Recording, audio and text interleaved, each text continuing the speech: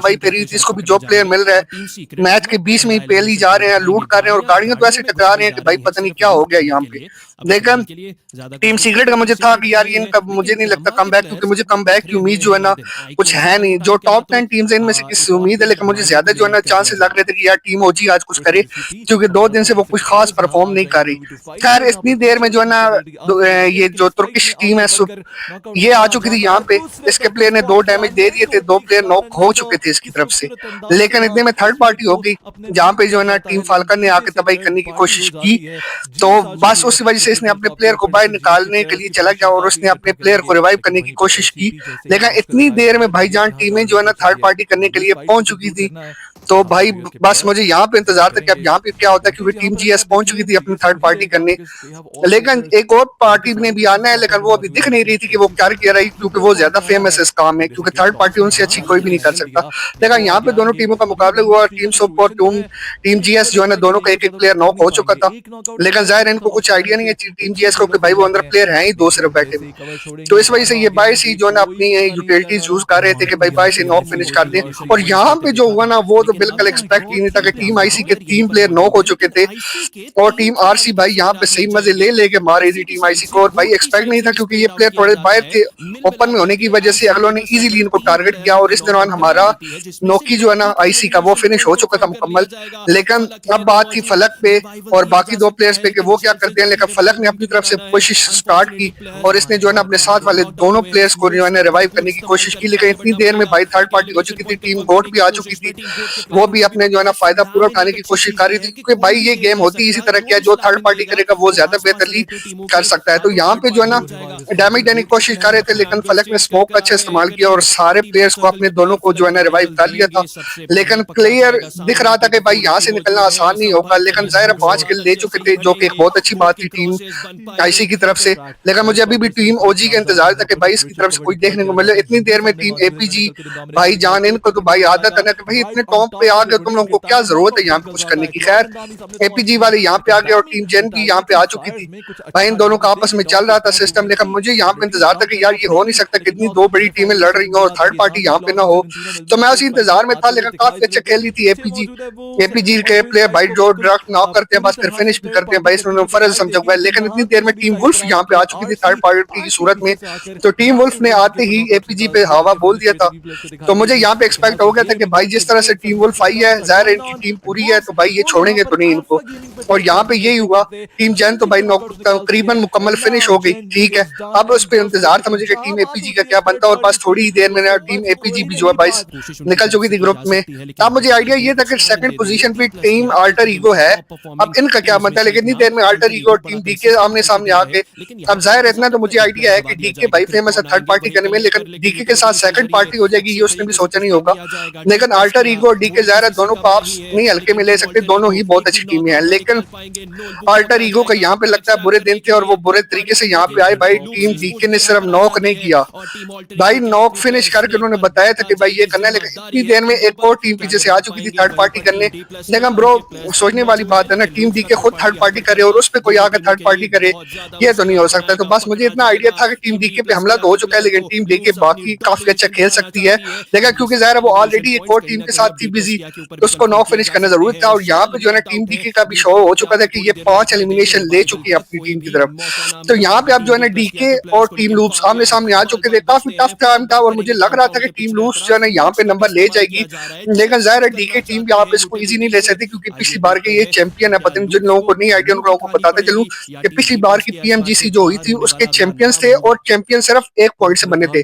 और second position पे कौन सी टीम थी वो फिर कभी मैं आप लोगों को उसके मुतालिक बताऊंगा। लेकिन यहाँ पे जो है ना टीम डीके और टीम लूप्स का आपस का जो है ना चल रहा था, क्योंकि इनका रोमांस खत्म होता ही नहीं है। यहाँ पे आपस में काफी अच्छा मैच चल रहा था, लेकिन यहाँ पे जो है ना मुझे एक्सपेक्ट नहीं था टीम डीके के प्लेयर से जो उसने यहाँ पे किया है।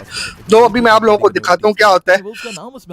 तो भाई यहाँ पे आपस में यूटिलिटीज का खूब इस्तेमाल हो रहा था, मुझे कुछ समझ नहीं आ रही थी। और इवन सच मुझे जो बताएं, मुझे लग रहा था कि यहाँ पे दोनों टीमों को एक दूसरे की खास पोजीशन का कुछ आइडिया भी नहीं है। लेकिन जाहिर है यूटिलिटीज का इस्तेमाल करके वो अपनी तरफ से एक तुक्का मारने की कोशिश कर रही थी कि अगर इस तरफ प्लेयर आ जाए, क्योंकि दोनों पार्टियों का एक ही सीन था, तो एक प्लेयर नॉक होता जाए बाकी क्योंकि हम कर लेंगे। और दूसरी तरफ ये है कि जोन भी बिल्कुल क्लोज आ चुका था, और जोन भी आपको पता है कि कौन सी स्टेज थी, स्टेज 5 का जोन था। जाहिर है कि डैमेज बहुत ज्यादा ये जोन देता है। यहाँ पे आप समझ लो कि जो है ना पट्टियां वगैरह इस्तेमाल करके आप नहीं जा सकते आगे, भाई काफी टफ होता है। लेकिन यहाँ पे जो है ना टीम लूप्स का एक प्लेयर नॉक किया डीके ने, भाई यहाँ पे जो किया ना इसने डीके चिप्स ने, भाई 2 प्लेयर को नॉक फिनिश करके वापस बंदा आया है जोन में। ठीक है, अब यहाँ पे जाहिर आपको पता है, मैंने आपको बताया ना कि यहाँ पे पीछे जोन ने ना चलना शुरू कर दिया, क्योंकि स्पोर्ट्स का जो जोन होता है वो थोड़ा डिफरेंट होता है। तो उसने ना यहाँ पे चलना शुरू कर दिया था आगे आगे, लेकर यहाँ पे टीम डीके के दोनों प्लेयर गए लूप्स के प्लेयर को फिनिश करने, क्योंकि इतना इनको आइडिया हो चुका था कि प्लेयर एक ही रह गया, क्योंकि साथ साथ जो ना दिख रहा था। लेकिन जो साथ में सीन हुआ ना वो मुझे हैरान कर रहा था कि टीम ओजी उसने भी 5 एलिमिनेशन कर ली थी। तो ये मेरे लिए हैरान कौन था कि टीम ओजी ने वाकई जो एक्सपेक्ट कर रहे थे उससे काफी अच्छा खेल लिया, और इसने दौरान जो है ना टीम लूप्स अपने 3 एलिमिनेशन लेके निकल चुकी थी। तो जाहिर है टॉप 9 में आके गई थी, तो जाहिर इनको जो है ना पोजीशन के पॉइंट से मिले, पोजीशन के पॉइंट टीम 7 जो होती है और 8 जो होती है ना उन तक मिलते हैं। 9-10 से बिल्कुल आगे कोई पॉइंट्स नहीं आपको प्लेसिंग पॉइंट्स मिलते। लेकिन यहाँ पे टीम डीके का प्लेयर बहुत अच्छे से सर्वाइव कर रहा था। आप मानेंगे नहीं, इस बंदे ने पूरा एरिया छान मारा है अपनी सिर्फ अपना हेल्थ किट्स पूरी करने के लिए, और इसके पास हेल्थ किट्स कुछ थी भी नहीं, लेकिन ज्यादा इसके पास बैंडेजेस थी। लेकिन ज़ाहिर मैंने आपको जो बताया था पहले कि स्टेज 5 और स्टेज 5 पे भाईजान जो है ना हेल्थ किट्स ही आपके काम कर सकती है, इसके अलावा आप कहीं से भी सर्वाइव नहीं कर सकते। तो भाई यहाँ पे इसका सर्वाइव फुल खुली चल रहा है, ये हर तरफ से हर जो है ना जगह से जाके अपनी पट्टियां ढूंढने की कोशिश कर रहा है, स्पेशली हेल्थ किट्स की कोशिश कर रहा है, क्योंकि इसको पता है कि यहाँ से सर्वाइव करना है तो हेल्थ किट्स ही काम आएंगी। अब आ जाते हैं टीम ओजी की तरफ।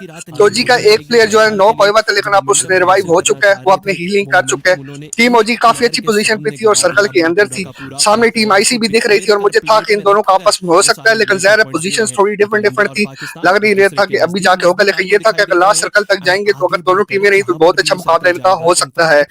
लेकिन यहाँ पे कुछ पोजीशन और ही चल रही थी। टीम फाल्कन भाई ये कसम से ये कैंपिंग में माहिर होते हैं, कसम से ये हर जगह छुपे रहते हैं। कल की पिछली वीडियो में मैंने आप लोगों को दिखाया था ना क्या सीन किया, लेकिन यहाँ पे इसने ना गलती की थी, यहाँ पे इसने नॉक तो कर दिया, लेकिन फिनिश करने के चक्कर में जैसे ही बाहर गया ना तो बस यही होना था भाई।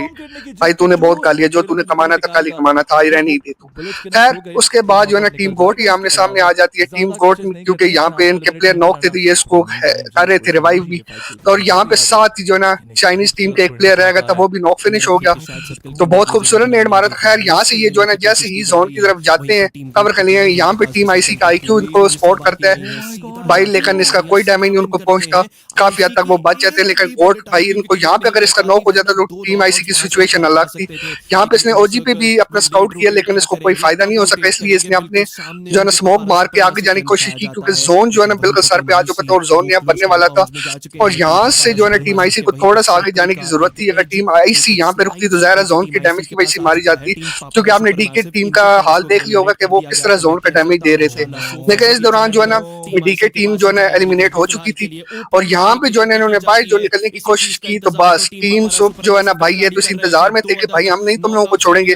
यहाँ पे जैसे ये फलक को नॉक किया गया तो मैं समझ गया था कि अब भाई टीम आईसी यहीं पे एलिमिनेट होगी, इससे आगे ये नहीं जा सकती, और ज़ाहिर है 6 पोजीशन पे थे ये, तो काफी इन्होंने आगे जाके टीम सुप ने अच्छे परफॉर्मेंस दी, और काफी जो है ना हमारे प्लेयर्स ने भी काफी कोशिश की, लेकिन ज़ाहिर है ये 2 प्लेयर्स उनकी तरफ से गए थे, और यहाँ पे यूं टीम आईसी 6 एलिमिनेशन लेके जो है ना बाहर जा चुकी थी, लेकिन टीम ओजी अभी भी बैठी हुई थी। टीम ओजी से अभी भी एक्सपेक्ट किया जा सकता था कि ये कुछ ना कुछ करेंगे।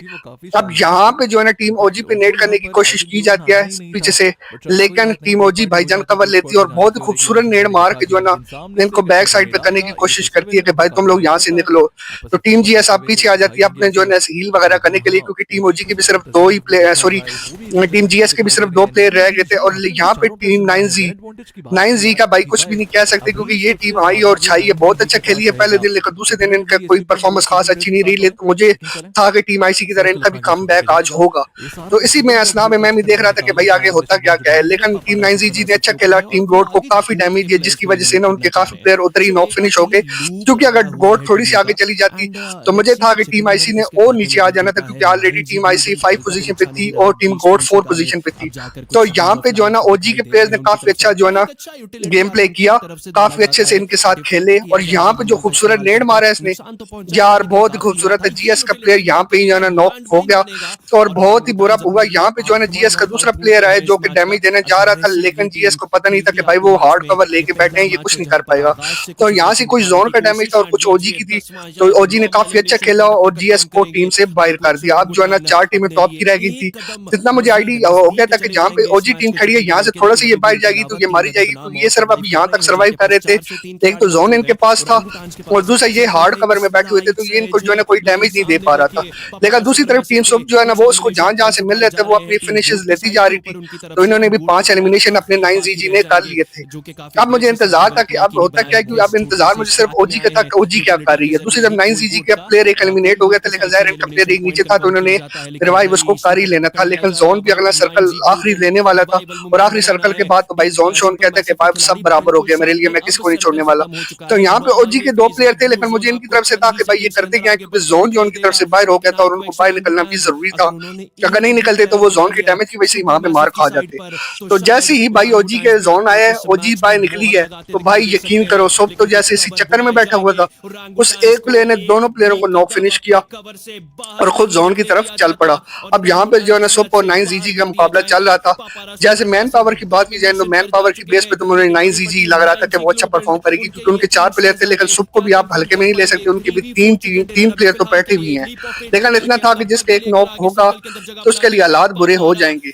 लेकिन 9ZG का एक प्लेयर नॉक हो तो चुका था, लेकिन थोड़ा सा इनको ये भी था कि ये इन्होंने जोन की तरफ भी आगे जाना था, तो इसी असना में ये आगे आगे जा रहे थे। लेकिन 9ZG के जिस तरह खेलने का तरीका था मुझे लग रहा था, और जितनी यूटिलिटीज उनके पास पड़ी हुई थी वो साफ दिखा रही थी कि भाई वो जीत जाएंगे, क्योंकि यूटिलिटीज इनके पास टीम के पास बिल्कुल नहीं थी, इनके पास सिर्फ गन पावर ही थी और कुछ भी नहीं था। और यही वजह थी कि उन्होंने बहुत खूबसूरती से इनको नॉक फिनिश किया और यूं एक खूबसूरत चिकन डिनर हासिल किया। और काफी मजेदार मैच था थर्ड डे पे। लेट्स सी नेक्स्ट मैच में क्या होता है, देखते हैं आप।